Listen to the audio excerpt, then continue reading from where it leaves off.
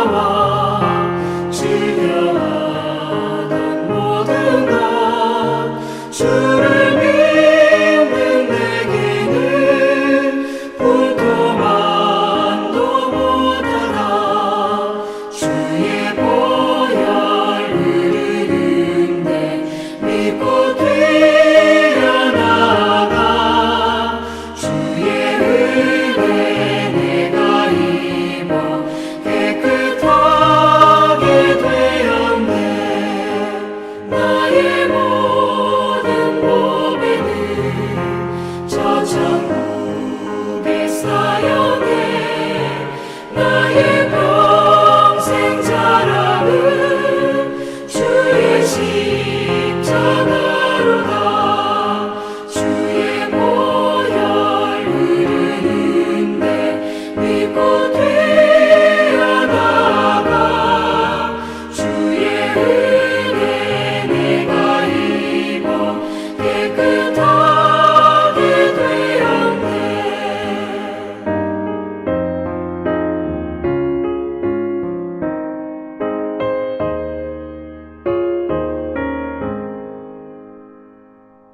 오늘 하나님의 말씀은 예레미야서 47장 1절부터 7절까지 말씀입니다.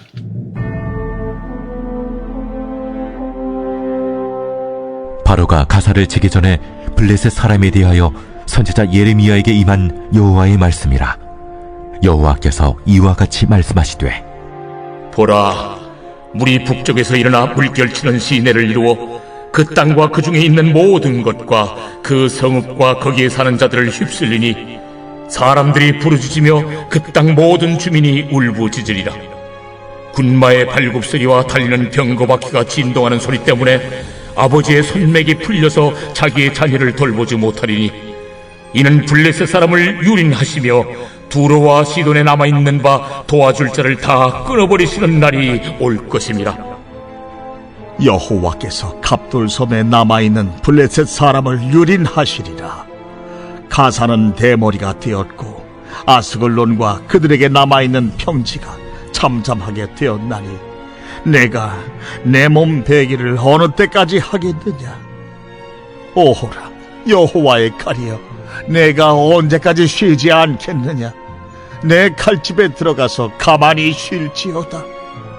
여호와께서 이를 명령하셨은즉 어떻게 잠잠하며 쉬겠느냐. 아스글론과 해변을 치려 하여 그가 정하셨느니라 하니라. 예레미야 47장 1절부터 7절은요, 하나님이 블레셋을 심판하시는 것에 대한 말씀입니다. 블레셋은 5개의 도시가 한 나라를 이루고 있는 곳입니다. 그래서 5도시 연맹체라는 그런 이름을 갖기도 하죠. 그 도시 이름들이 오늘 본문에도 나옵니다. 가사, 아스돗, 아스글론, 가드, 그리고 에그롯. 이 5개의 도시가 이룬 나라가 블레셋입니다. 근데 왜 하나님께서는 이 블레셋을 심판하실까요? 그 이유가 무엇일까? 그 이유는 무엇이냐 하면 블레셋 사람들은요, 항상 이스라엘을 원수로 생각하며 사는 나라들입니다. 이스라엘 바로 옆에 있는 도시들 보니까 항상 이스라엘을 원수로 생각하고 그들을 내쫓아야 된다라고 늘 생각하는 지금의 팔레스타인 같은 사람들이에요. 그러니까 원수로 생각하다 보니까 하나님의 택한 민족을 원수로만 생각하는 것뿐만 아니라 항상 괴롭혔어요. 항상 이스라엘 괴롭힙니다. 그리고 전쟁에서도 다른 나라가 이렇게 휩쓸고 가면 빨리 들어가서 그 안에 있는 나머지 사람들을 막 종으로 팔아먹고 종으로 다른 나라에 팔아먹고 뭐 이런 악한 짓을 행한 나라가 바로 블레셋입니다. 바로 그러한 이유 때문에 하나님께서는 이들을 치십니다. 이들을 치세요. 특히 이들은 이스라엘 옆에 있는 나라이면서 하나님이 이스라엘 행하신 그런 모든 역사도 본 사람들이거든요. 그럼에도 불구하고 하나님을 조롱하고 무시하고 하는 그런 행동도 보입니다. 그 6절에 보면 이런 표현이 있죠. 오라 여호와의 칼이여 내가 언제까지 쉬지 않겠느냐 내 칼집에 들어가서 가만히 쉴지어다. 하나님 앞에서 하나님의 심판 앞에서 이런 표현을 씁니다. 조롱하듯이 하나님을 경외함이 전혀 없죠. 그렇죠? 바로 이러한 이유들 때문에 하나님께서는 이 블레셋을 치신 것입니다. 근데 하나님께서 내리시는 그 재앙이요 굉장히 무섭게 느껴집니다. 오늘 본문에 보면 바로 그런 내용인데요. 1절에 보면 바로가 가사를 치기 전에 블레셋 사람에 대하여 선지자 예레미야에게 임한 여호와의 말씀이니라. 그러니까 바로가 애굽이 가사 즉 그 5도시 중에 하나죠. 그 나라를 치기 전에 예레미야에게 주신 말씀이에요. 근데 애굽이 블레셋을 칠 줄 알았어요. 근데 예언의 말씀 보니까 2절에 보니까 여호와께서 이와 같이 말씀하셔서 보라 물이 북쪽에서 일어나. 그렇죠? 애굽은 북쪽이 아니거든요. 북쪽은 어느 나라냐면 바벨론이에요. 바벨론이 일어나 물결치는 시내를 이루어 그 땅과 그 중에 있는 모든 것과 그 성읍과 거기에 모든 자들을 휩쓸리니 사람들이 부르짖으며 그 땅 모든 주민이 울부짖으리라. 애국과 전쟁을 하는 줄 알았는데 오히려 하나님께서는 바벨론을 들어서 이들을 치십니다. 근데 이들을 치시는데 마치 강이 범람해가지고 홍수로 강이 범람해서 그 물에 휩쓸려가지고 다 쓰러져 죽는 것처럼 하나님께서 그렇게 심판하신다라는 겁니다. 여러분들 요즘 뭐 한국 뉴스 같은 데 보면 장마가 지면 막 그 산이 무너져 내려가지고 마을을 덮는 것을 보죠. 그죠? 얼마나 그 살벌한지 몰라요. 그렇죠? 뭐 피할 수도 없어요.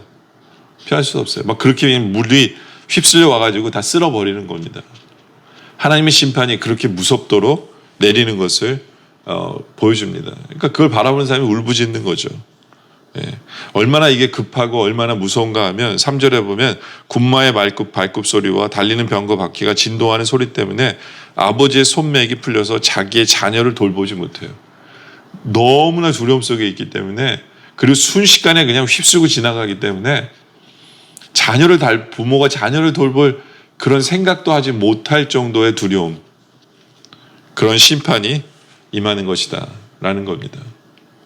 그러면서 4절에 보면 이는 블레셋 사람을 유린하시며 두루와 시돈에 남아있는 바 도와줄 자를 다 끌어버리는 날이 올 것입니다. 여기 보면 두루와 시돈은 동맹국이에요. 블레셋의 동맹국이거든요. 근데 동맹국도 아무런 어떤 힘을 발휘할 수가 없어요. 그냥 삽시간에 다 쓸어버리니까. 그렇죠? 그래서 여호와께서 갑돌 섬에 남아있는 블레셋 사람을 유린하시리라. 그러니까 적들이 쳐들어오니까 이제 마지막에 어디로 도망갈까요? 섬으로 도망가잖아요. 그래서 옛날에 우리나라도 뭐 강화섬으로 도망가고 뭐 이랬죠. 섬에 도망가면 살겠지. 근데 아니에요. 이들의 착각입니다. 이들은 자기들의 힘껏 도망가고 힘껏 숨으면 살 수 있을 거라고 착각해요. 근데 하나님은 뭐라고 하시면 완전히 그들을 유린하신다라는 거죠. 하나님의 심판은 피할 수도 없어요. 하나님의 심판은 정말 무섭게 내리치십니다. 무섭게 내리치세요. 그래서 어떻게 되느냐? 5절의 가사는 대머리가 되었고, 대머리가 되었다는 것은 아무것도 남은 게 없어 버린 거예요. 그냥 물이 그냥 휩쓸듯이 그냥 접근이 남은 게 없어요. 아스글론과 그들에게 남아있는 평지가 잠잠하게 되었나니. 그렇죠. 평지에도 아무것도 없어요. 뭐 농작물도 아무것도 없어요. 내가 낸 배기를 어느 때까지 하겠느냐. 그렇죠. 정말 너무너무 힘들어서 계속해서 내 몸을 베는 그런 아픔을 계속해서 느끼는 거죠. 여러분들, 우리는 하나님의 심판을 생각할 때 우리는 두려워할 줄 알아야 돼요. 우리 믿는 성도들에게도 하나님이 사랑의 매를 드실 때가 있어요. 그때는 정말 하나님 어느 때까지입니까? 하는 그런 정말 탄식 소리가 절로 나고, 우리를 성화시키기 위해서 하나님께서 그렇게 하실 때도 있다는 걸 우리가 기억해야 돼요. 그러기 전에 우리는 깨어있고, 그러기 전에 주의 말씀에 순종하고, 그러기 전에 모든 목표를 하나님께 두고 하는 그런 삶을 살아가는 우리의 모습이 되어져야 된다는 거죠. 하나님의 심판을 대수롭게 여기면 안 돼요. 하나님의 심판은 두려워하고 해야 된다라는 겁니다. 바로 그것이 오늘 말씀이 우리에게 주시는 말씀이에요. 예. 특별히 우리 스스로 한번 생각해 봐야 돼요. 우리 주위에 있는 하나님의 백성을, 하나님의 자녀를 우리가 미워하는 사람은 없는지, 그들을 괴롭힌 적은 없는지. 예. 이것이 블레셋이 망한 이유거든요. 예. 혹시 우리는 하나님을 가볍게 여기고 있는 것은 아닌지, 예. 하나님의 심판을 우리는 정말 두려워하는지, 그래서 그 하나님을 경외하는 그 경외함이 우리에게 있는지. 그렇죠? 또 우리는 내가 섬이나 이런 데로 도망하면 피할 수 있을 거라고 착각하고 있는 것은 아닌지. 여러분들, 하나님 앞에서는 피할 수가 없어요. 도망갈 수가 없어요. 예, 하나님 지금 그 말씀 하시는 거거든요, 우리에게. 피할 수가 없다라는 거예요. 우리는 하나님을 피하려고 하는 것이 아니라 하나님 앞에 나가야 돼요. 하나님, 저는 주님 없으면 못 삽니다. 예, 전 주님이 필요합니다. 주님 용서해 주세요. 주님 용서해 주세요. 주님을 경외합니다. 예, 하는 이러한 모습으로 정말 겸손하게 주님 앞에 나아감으로 말미암아, 예, 정말 주님의 그 자비하심 속에 들어가는 우리들이 되길 원합니다. 주님의 심판이 앞에서 두려워할 줄 알고 또 그것을 인정할 줄 알고, 예.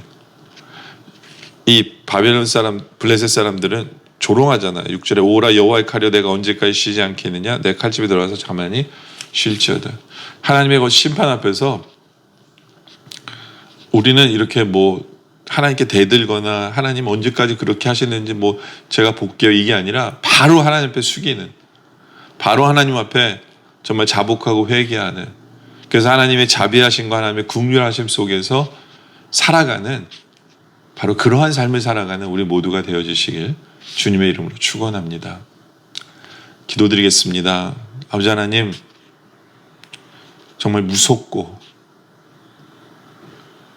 끔찍한 그 하나님의 심판의 모습을 바라보면서 우리 하나님을 더 경외하게 하여 주시옵소서.